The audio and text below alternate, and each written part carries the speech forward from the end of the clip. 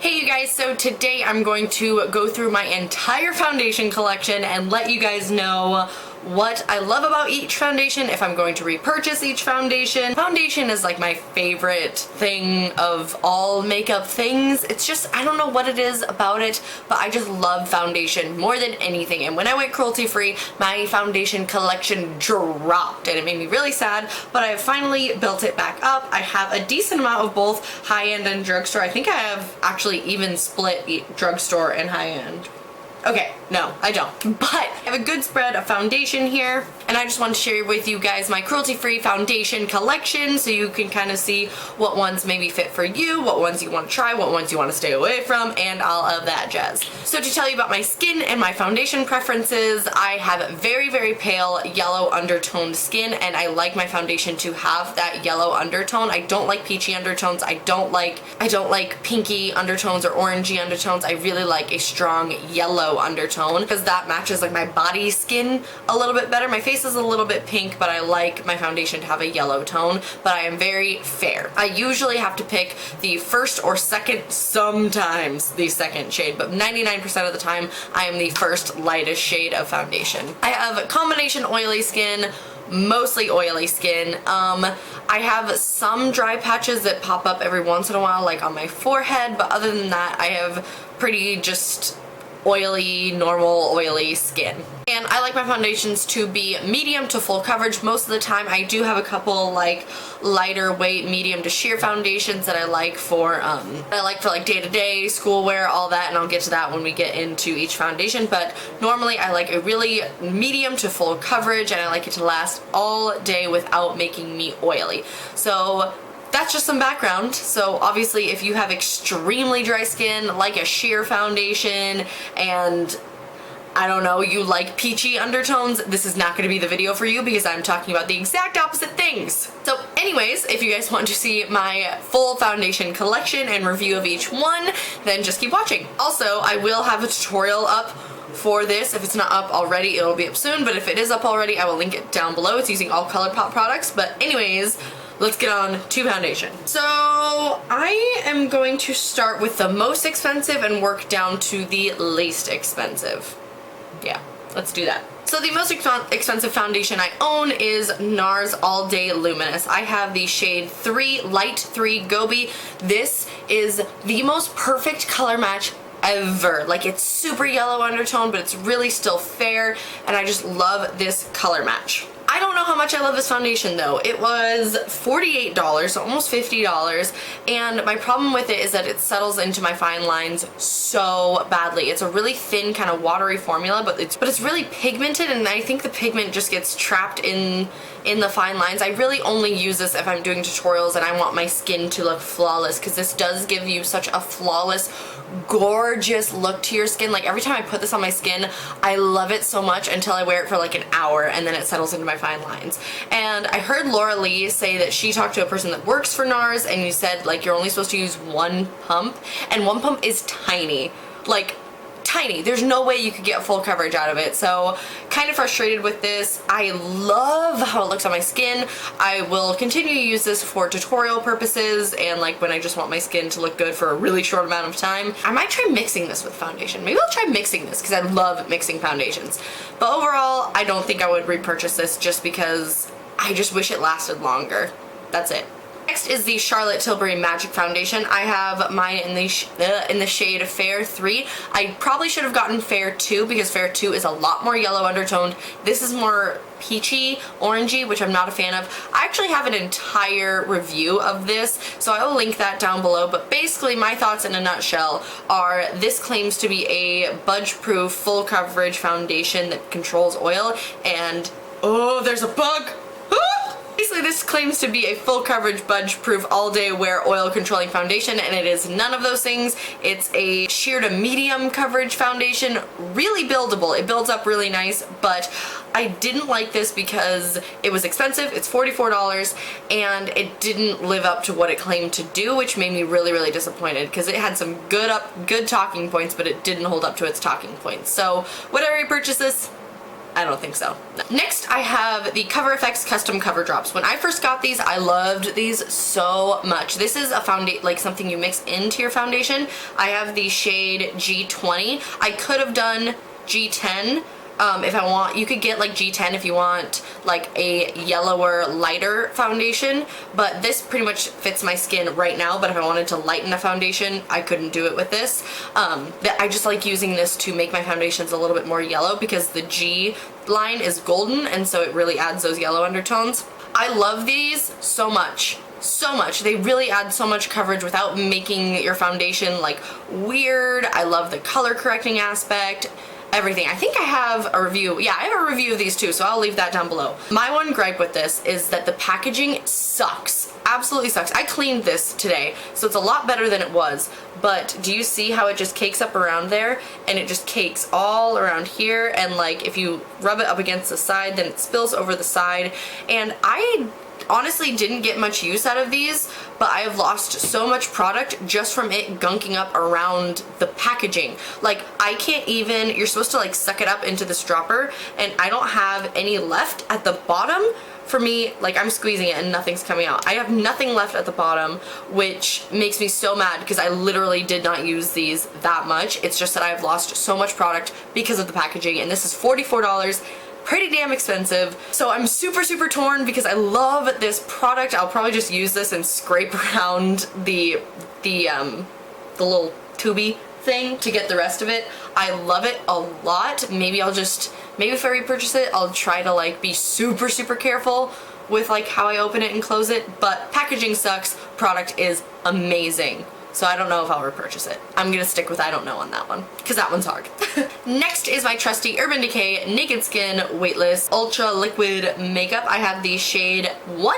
It matches me beautifully. It's a beautiful golden undertone. 0.5 is a little bit more pink, so if you like pink undertones, go for 0.5, but 1 fits me perfectly. I love this foundation. If you guys have been around my channel, you guys know I used to use this foundation all the time. It's still a go-to just for everyday wear. I like this because it's still oily skin friendly. Like it doesn't control oil, I definitely have to powder it, but it doesn't make me extra oily. So I love this for just everyday wear, going to school. It feels like nothing on your skin. It looks like nothing on your skin. It literally looks like naked, flawless skin. I love it so much. This was $40, but I will definitely repurchase it. I'm going to need to soon because I'm like down to here. I like shook the bottle, so it looks like it's all full, but it's really like down to here. Next up, I have the Tarte Amazonian Clay foundation. This is in the shade Fair Sand, which again is a really good match if you are fair with yellow undertones. Fair Sand is gonna be awesome for you. I'm so torn with this foundation. This is $39, by the way. I'm so torn because when I worked at Ulta, like if you had oily skin, if you had sensitive skin, if you wanted a good full coverage foundation, if you just needed a really good like all day budge proof foundation, we sold this to everybody and everybody loved it. People would come in and buy it again and again and again, would swear by it. We would sell it to so many people and they would just love it. So I thought I would love it, but I don't think that I love it. I wore this the other day and just this, no primer, nothing, and within a couple hours I was extremely oily and it looked like it just sat on top of my pores and it looked really bumpy and just kind of cakey, and it makes me really sad. So I don't think I'll repurchase this, although I really want to love it, unless something happens and I just all of a sudden love it. I don't hate it, but it didn't live up to my expectations, and for a $40 foundation, I need to love it to repurchase it. What I do love using this for is mixing with foundations. Like I said, I love mixing foundations. So I love mixing this with the Urban Decay Naked Skin because it gives it a little bit more coverage and it gives it a little bit more, it just gives it a little bit more oomph, you know what I mean? I really like this mixed with Urban Decay Naked Skin, but by itself it's a little too cakey for me. Even though it doesn't necessarily feel heavy on the skin, I'm just not a big, huge fan of it, which makes me really sad because I really want to be. But it says like 12-hour makeup. It doesn't last for 12 hours. I'm sorry, it doesn't. So that's my verdict on that. I don't think I'll repurchase it, but I'm going to continue using it up, and maybe once I'm done with the bottle, I'll see if it changes. I don't know. Next is the Kat Von D Lock-It Tattoo Foundation. I have the shade Light 42. This is white. This is literally white. Okay, not literally, but it is almost white. If you are incredibly pale and have the hardest time finding foundations that are pale enough, this one. And I know Kat Von D is coming out with an actual white foundation, which I think is awesome, but this was actually given to me by a friend. She didn't like it and she was like, hey, I have the lightest shade of Kat Von D, do you want it? And I was like, hell yeah. I really don't like this foundation. It is $35 and I just don't like it. The only time I use this is for Halloween looks or like my goth looks or like my really kind of darker, creepier looks when I want to look super pale and super just like matte and like just flat, you know what I mean? This foundation is far too heavy for me. I've tried using it with a beauty blender, I've tried mixing it with foundations, and it's just so heavy and cakey. It breaks up on me so quickly, and I haven't used this one a while, but I've gotten like 4 Sephora samples of this trying to love it, and I just don't love it. So that's my problem with this. It's just far too thick, far too cakey, and I just really don't like it. It makes me really sad because I want to, because I love Kat Von D. I love her brand. I love what she stands for. Like, I love everything about Kat Von D, but I really don't like this foundation. If you want a full coverage, like shellac foundation, you guys might like this, but for me it was just far too thick and you could see every pore and every bump, and it's not cute. Next we have the Urban Decay One and Done Naked Skin Hybrid Perfection Complector. Oh my god, I did it again. Fucking shit. Hybrid Complexion Perfector. Hybrid Perfection Complector? Jesus Christ. Naked Skin One and Done Hybrid Complexion Perfector. This is kind of like a tinted moisturizer BB cream. I have a full review of it. I will link it down below. I love this. I will use this either by itself or I will mix it with foundations if I want a little bit fuller coverage. This is a sheer coverage, but it does an amazing job of just making your skin look like porcelain, like poreless porcelain. Like, I will mix this with the thickest, heaviest foundations and it just makes it just so amazing. I definitely will repurchase this. I use this, like I said, by itself, and I love mixing this with any of my foundations, literally any of them, and it just makes it so much better. It is a beautiful product.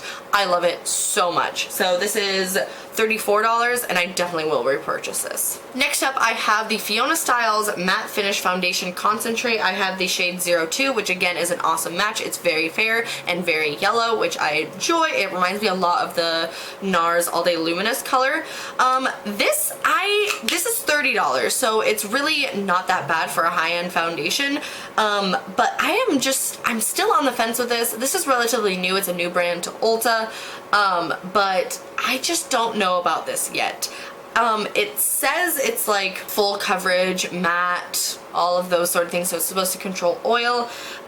You really have to build this up a lot, and I'm not sure that it builds that well. You know what I mean? So it kind of gets a little bit, I don't know, it's not bad, but ooh, the jury's out on this one. I don't know whether I'll repurchase this. Like I said, this one's still relatively new to me, so just stick around. I mean, I'm sure I'll have a better review of it, but I like it.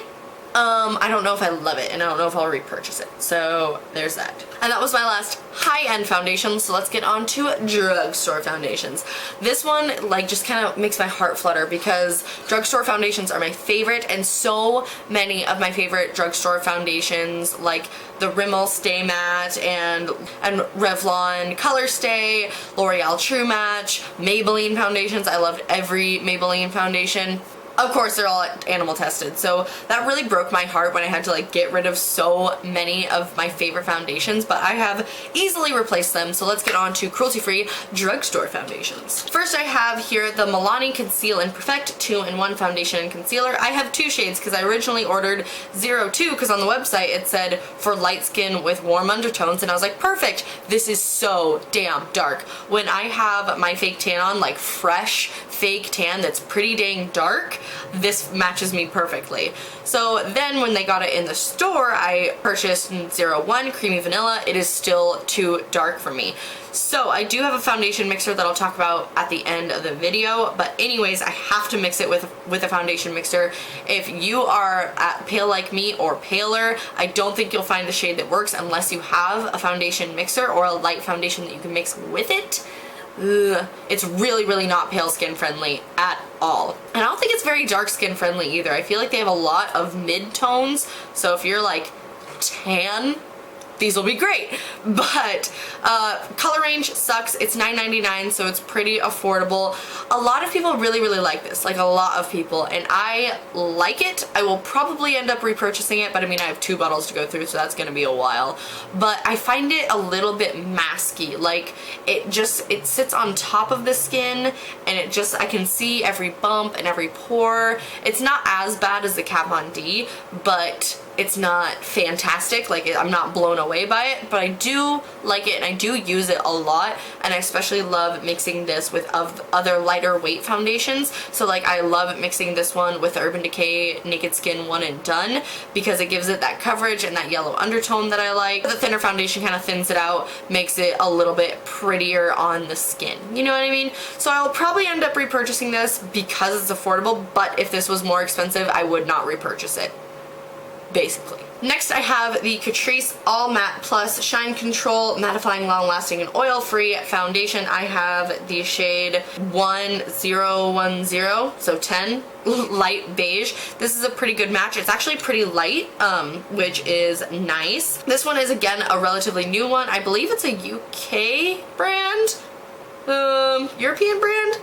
I don't know. It's not a US brand, essentially. And they started selling it at Ulta, so I picked it up. It was $6.99, and for $6.99, it's an awesome foundation. It, again, it kind of looks, you can kind of see it on your skin, but it really does control oil, and I really like it for every day. It reminds me a little bit of Revlon Color Stay, and this, mixed with the Urban Decay One and Done, is porcelain perfect skin. Like, I can't get over it. Like, that foundation combination is going to be in my next favorites because it is so good. Oh my gosh, it's just a mixture of those two. I don't know what it is, but it makes your skin look poreless and like a doll. It is beautiful. So I love mixing this again, but by itself it is still really pretty. It's $6.99. I will probably end up repurchasing it.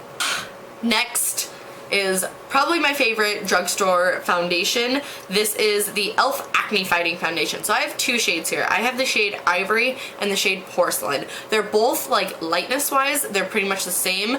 Ivory is way more peach and pinky, and this one is a lot more yellow undertone. So I use the shade Porcelain. This one is old, but I still have it. This smells like pepperminty because it has tea tree oil in it. It smells really nice.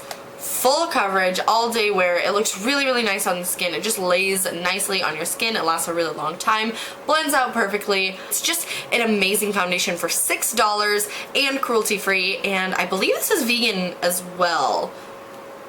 Don't quote me on that, but I think this is vegan. So I love the e.l.f. Acne Fighting Foundation. Hands down my favorite affordable cruelty-free foundation. It is so good. Next is the Wet n Wild Coverall Cream Foundation. This is $3.99, $4. Honestly, I just picked this up for my Wet n Wild One Brand tutorial, and I didn't like it that much. It's very peachy. It's very peachy, and it felt kind of slimy on me, and I just didn't like how it sat on my skin.